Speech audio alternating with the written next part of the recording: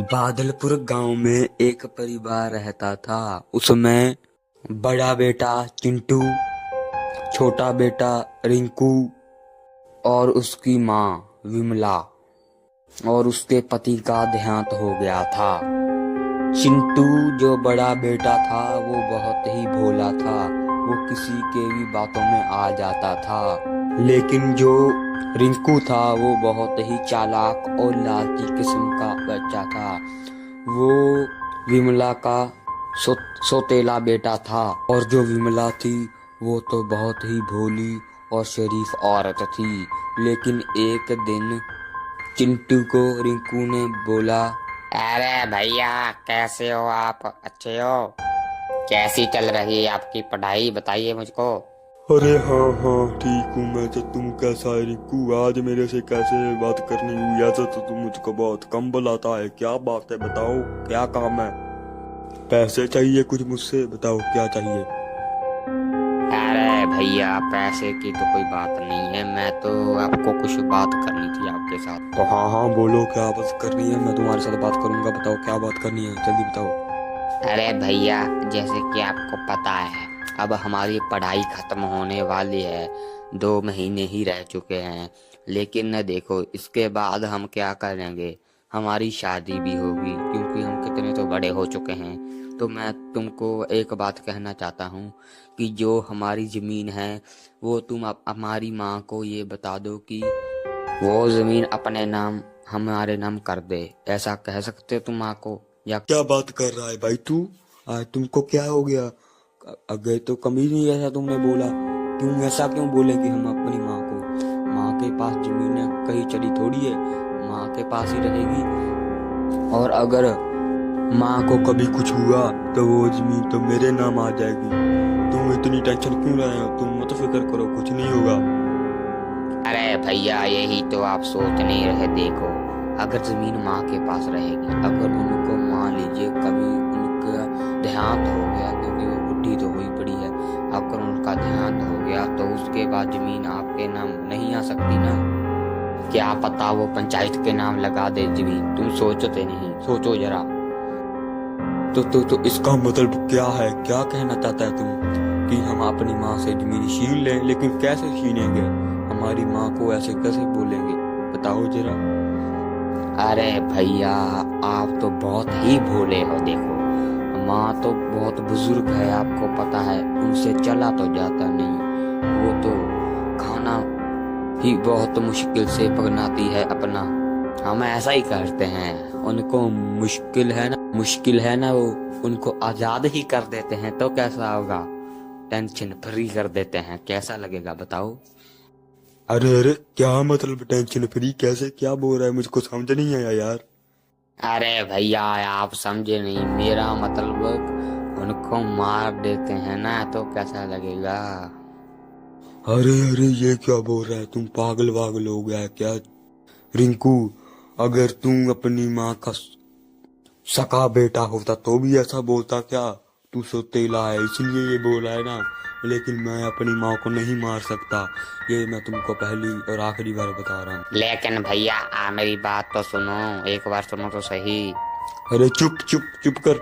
आगे से तुम अगर ऐसी कोई भी बात करेगा माँ के खिलाफ तो तुम्हारे साथ अच्छा नहीं होगा रिंकू। आज तो तुमको मैं माफ कर रहा हूँ, लेकिन आगे से ही ध्यान रखना, ऐसी बात कभी नहीं करनी, ठीक है ना? वरना तुम देखना फिर तुम्हारे साथ क्या होगा। ऐसा कहकर चिंटू वहां से चला जाता है। लेकिन तभी रिंकू बोला, अरे भैया, मैंने तो आपका भला ही सोचा था। लेकिन लगता है आपको भी जमराज के पास जाना है। बहुत जल्दी है लगता है। कोई बात नहीं, आपको भी पहुंचाऊंगा मैं जमराज के पास। अब आपका आखिरी दिन है आज का या कल का। अब नहीं छोड़ूंगा तुम लोगों को। अब तो मारूंगा और सारी की सारी जमीन हड़पूंगा। और फिर ये अपने भाई और अपनी माँ को दूध में जहर देकर मार देता है। और उसके बाद पूरी की पूरी जमीन हड़प लेता है। और फिर 15 साल के बाद उसकी शादी हो जाती है। फिर उसका एक बच्चा संग्राम और उसकी पत्नी अनीता। अरे पापा, अब मैं खेलने जा रहा हूँ पापा, ठीक है ना? जल्दी आ जाऊंगा पापा, मैं जल्दी। हाँ हाँ ठीक है बेटा, ठीक है, जाओ जाओ खेलने जाओ, कोई बात नहीं, लेकिन ध्यान से खेलना और ज्यादा अंधेरा मत करना, ठीक है ना? तुमको पता है ना, यहाँ पर कुछ भी हो सकता है हमारे गांव में, ठीक है? तो जाओ खेलो, जाओ जल्दी जाओ, वरना अंधेरा हो जाएगा फिर।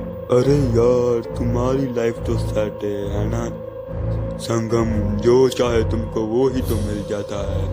हमारा तो यार क्या बताएं, बहुत सही नहीं है। अरे हाँ हाँ, मेरे पापा बहुत अमीर है, बहुत ही ज्यादा अच्छे से रखते हैं मुझको, और कितने बड़े स्कूल में पढ़ाते हैं, तुमको तो पता ही है ना? बहुत अमीर है, बहुत। चलो कोई बात नहीं, तुम भी हो जाओगे।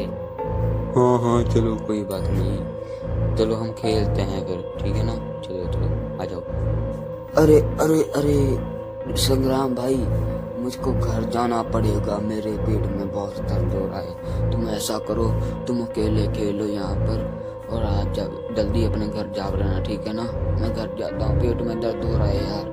अरे हाँ हाँ चलो कोई बात नहीं, जाओ जाओ तुम घर में, यहाँ पर मैं जाऊंगा अपने घर, रुक के जाऊंगा, अभी नहीं जाऊंगा। और फिर संग्राम घर आते समय, अरे अरे ये क्या हो रहा है यहाँ पर? ये क्या है, ये क्या है? कौन है यहाँ पर? कौन है, कौन है, कौन है, कौन है, बताओ कौन है यहाँ पर? कैसे हो मेरे भतीजे, कैसे हो बेटा? आजा मेरे पास आओ, आजा। अरे कौन कौन भतीजा? मैं आपका भतीजा नहीं हूँ, कौन हो आप, कौन हो? कोई बात नहीं, अभी पता चल जाएगा।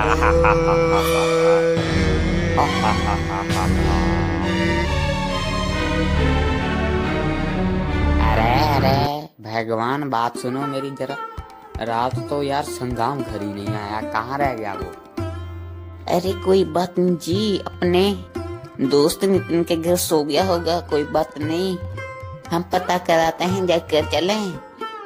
अरे नहीं नहीं, आप मत जाना, मैं ही जाता हूँ, मैं पता कर आता हूँ, आप खाना बना करके उसके लिए, भूखा होगा बेचारा, ठीक है ना? मैं आता हूँ लेकर। और फिर वो संग्राम को ढूंढने के लिए नितिन के घर चला जाता है, और फिर वो नितिन को बाहर बुला लेता है, और फिर उसको वो बोला, अरे नितिन बेटा, तुमको पता है संग्राम तुम्हारे साथ ही था ना रात, कहाँ गया? घर नहीं आया अभी तक। तुम्हारे घर तो नहीं सो गया कहीं? वो बहुत आलसी है ना, तुम्हारे घर सो गया होगा, मुझको लगा। तुम्हारे घर है क्या, बताना मुझको। अरे नहीं नहीं अंकल जी, आपको कोई गलतफहमी हो गई, मेरे घर तो वो आया नहीं, और तब तो मैं तो जल्दी आ गया था घर खेल कर। वो बोला मैं तो अभी थोड़ा लेट जाऊंगा, इसीलिए मैं पहले आ गया था। वो तो आया नहीं था, मेरे घर तो नहीं आया। क्या हुआ, आया नहीं रात भर? कहाँ गया होगा फिर वो? अरे नहीं नहीं बेटा, वो तो रात को घर पर ही नहीं आया, कहाँ गया होगा मेरा बेटा? मुझको तो बहुत टेंशन हो रही है अब। अरे अंकल जी, हम ऐसा करते हैं, हम सरपंच साहिब के पास चलते हैं, वो बता सकते हैं कि संग्राम कहाँ है, वो पता कर सकते हैं, उनको तो सब जानते हैं ना गांव में, उनसे पता कराते हैं। चलो। अरे हाँ हाँ सही बोला बेटा तुमने, चलो सरपंच साहिब के पास चलते हैं, चलो चलो जल्दी चलो।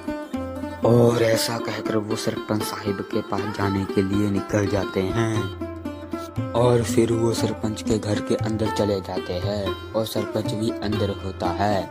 और फिर रिंकू बोला, अरे सरपंच साहब, मुझको बहुत ही ज्यादा डर लग रहा है, मुझको डर लग रहा है सरपंच साहब, आप मेरी मदद करोगे क्या? बताओ जरा। अरे हाँ बेटा, बताओ क्या मदद चाहिए तुमको, क्या हुआ ऐसा?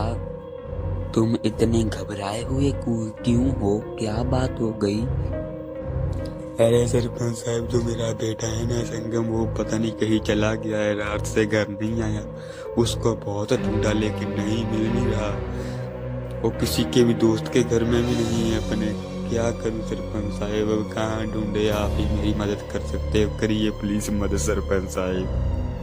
अरे तुम टेंशन मत लो रिंकू, कोई बात नहीं, ढूंढा जाएगा तुम्हारा बेटा संगम, मेरे गांव में बहुत आगे है, अभी उनको फोन कर देता हूँ कि कहीं भी अगर रिंकू का बेटा संग्राम मिले तो उनकी फोटो भेजो और उस संग्राम को हमारे पास लेकर आओ, ठीक है ना बेटा?